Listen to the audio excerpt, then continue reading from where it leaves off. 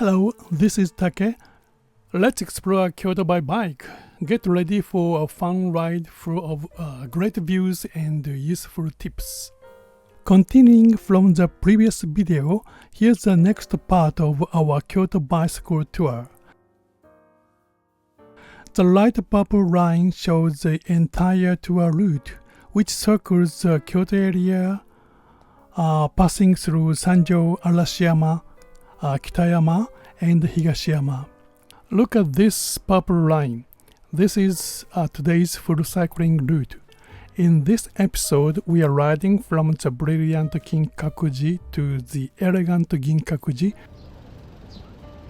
We've arrived at the gate of Kinkakuji Temple, which is also end of Kinkaku no Michi Road. 自転車どこに止めればいいですかね。もうすぐ下下がってます。左の白いかもしれないです。あれ？そうです。あ、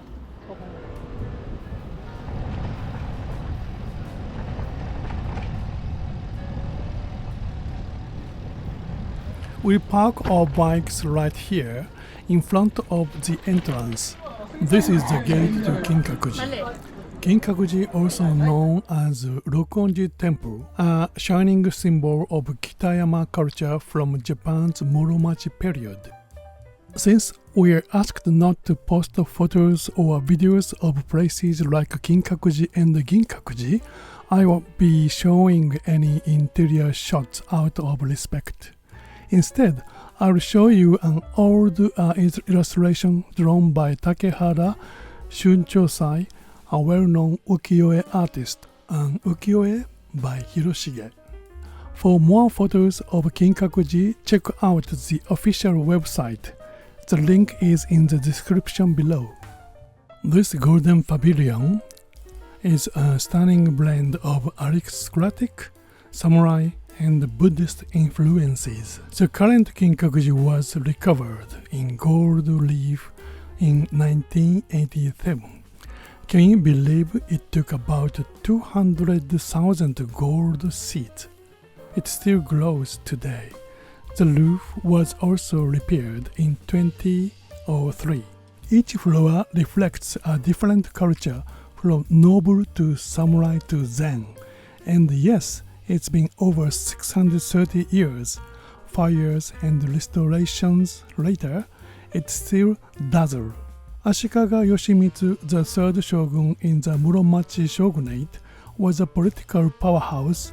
He united the two rival imperial courts in 1392, then took over a villa in Kitayama to build this golden structure in 1397. A symbol of beauty and authority. It's said he governed from here. Heading west now, but guess what? We took the wrong turn. Again, just like in episode 2, I meant to go right for lunch, but turned left instead. Kyoto's roads are mostly easy to follow until you enter tiny alleys and lose your sense of direction. Eventually, a long uphill started. 下ったらこんな登りが待っとった。さっき言って。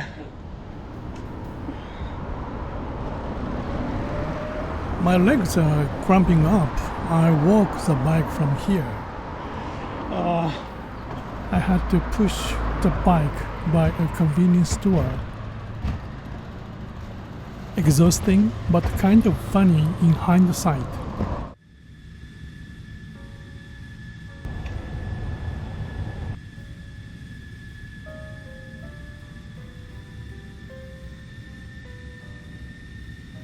We realized my mistake at the top of the hill and decided to head to Kamogawa River.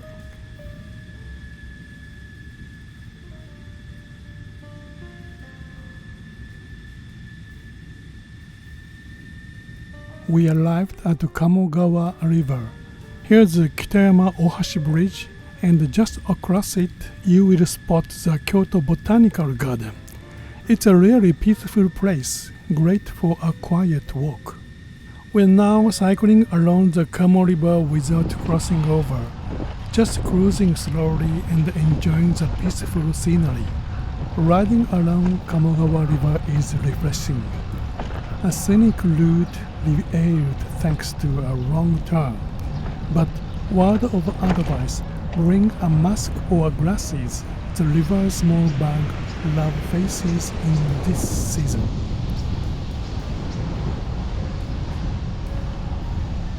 The first bridge we spot is Kyoto-ji Bridge.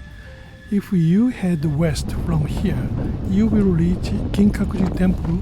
Yep, the same one from earlier.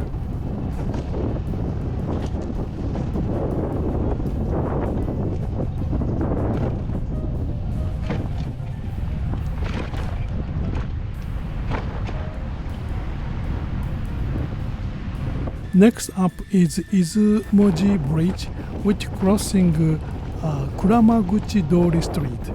Funny things, if you follow this road west, it also ends up at Kinkakuji. This is actually where we got lost earlier. This one is Aoi Bridge. Head west and you will hit Kawaramachi-dori, one of Kyoto's main roads.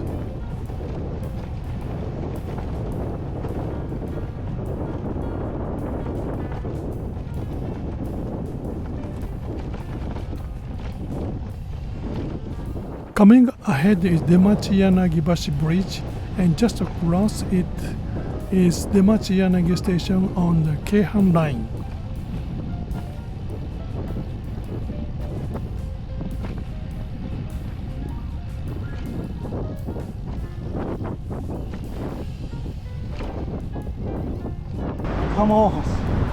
And here it is Kamo Ohashi Bridge. Right in front of it, you will find the Demachi stepping stones. Just passing a couple walking across the stones. Such a beautiful moment. If you cross Kamo Ohashi Bridge and head west, you will be on Imadegawa-dori. Go east from here and it's a straight shot to Ginkakuji Temple.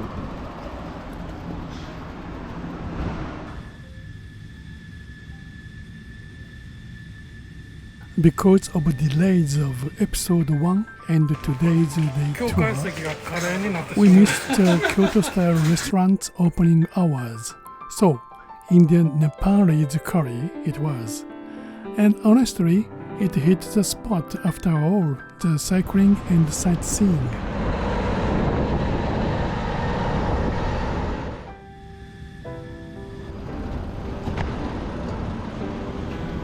Feeling recharged, we passed Hyakumanbenchion-in Temple on the left and Kyoto University on the right. Kyoto is truly a student city, over 150,000 students and 40 universities. Fun fact, I once studied genetic engineering here when I was a graduate student.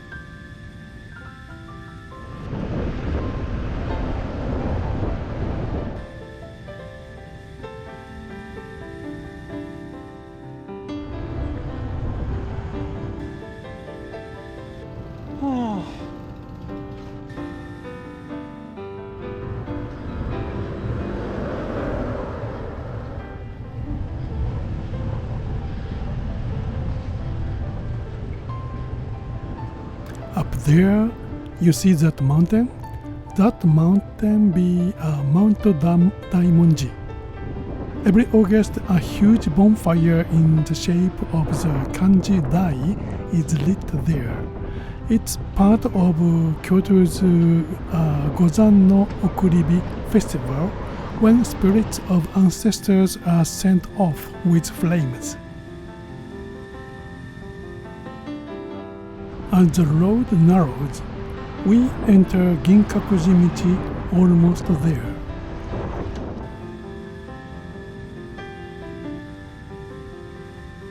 Unlike flashy Kinkakuji, Ginkakuji has a quiet charm. We parked our bikes and hiked up. Just like Kinkakuji, We are asked not to post any photos and videos of Ginkakuji. So in this video, I'll show you a traditional ukiyo-e print, illustration, and a map that can be viewed from the public road. Temples and shrines in Japan are not just beautiful, they are places of quiet reflection and spiritual meaning. When we take a moment to respect that by following simple customs, we're not only being polite, we're giving ourselves the chance to feel something deeper. That's one of the real joy of traveling in Japan.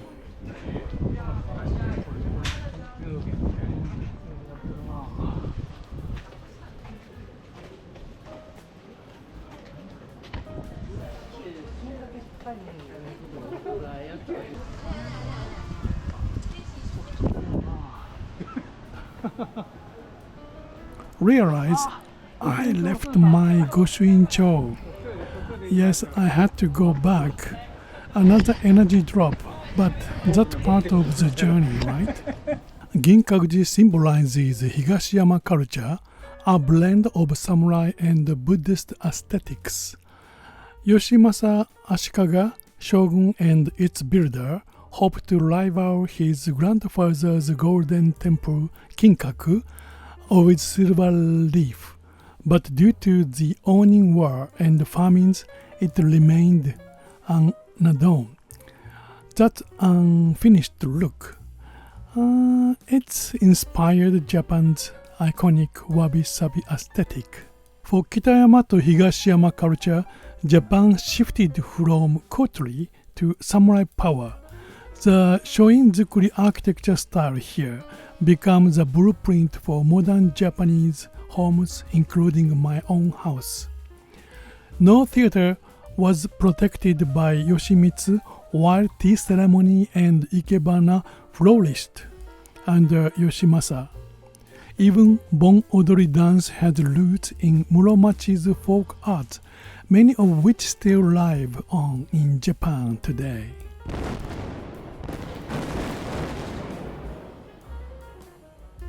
This image shows the Onin War, which broke out in 1467, the first year of the Onin era. It turned Kyoto into a battlefield for over a decade, leaving much of the city in ruins and flames. Interestingly, while Yoshimasa ignored politics, his wife Hinotomiko handled things, earning a controversial place in history. Some say she causes the Onin War, others say she tried to hold things together. Since we can't show the inside of Ginkakuji temple, let me guide you using a map that's visible from the public road. Right after entering, there's a place to deposit your Goshuin-cho or Red Seal book. If you hand it in here first, you will be able to receive your stamp after touring the temple. A small but thoughtful gesture, especially helpful for travelers short on time.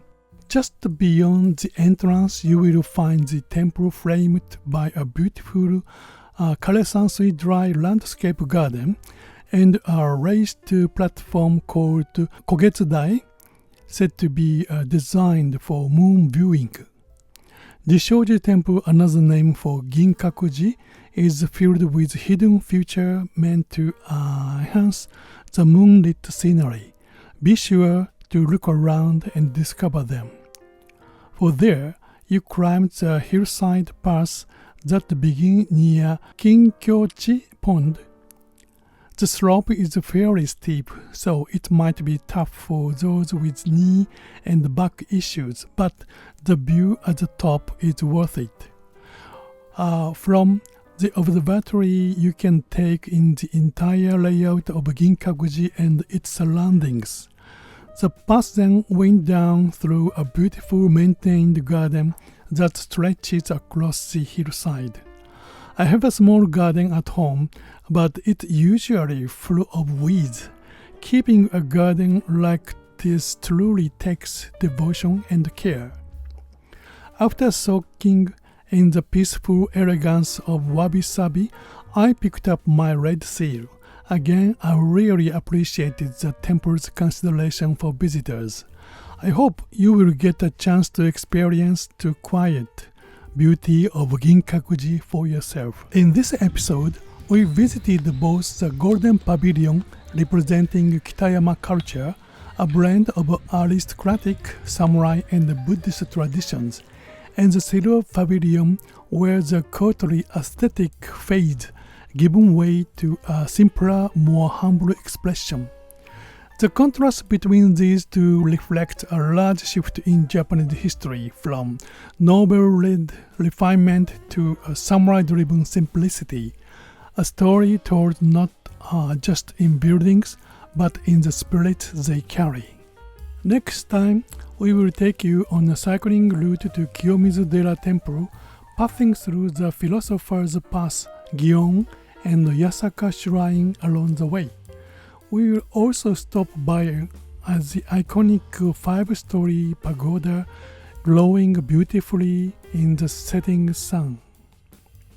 Our return route wings back from Kiyomizu-dera through Sanenzaka, Nene no Michi, and Gion once again, before gliding along the Kamogawa River all the way to Demachi Yanagi Station.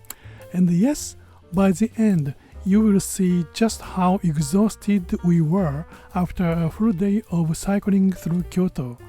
For food, we will finally introduce Kyoto's famous yaki-tofu or grilled tofu, a simple dish packed with flavors and tradition.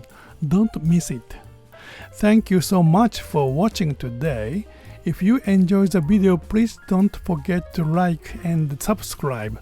See you next time.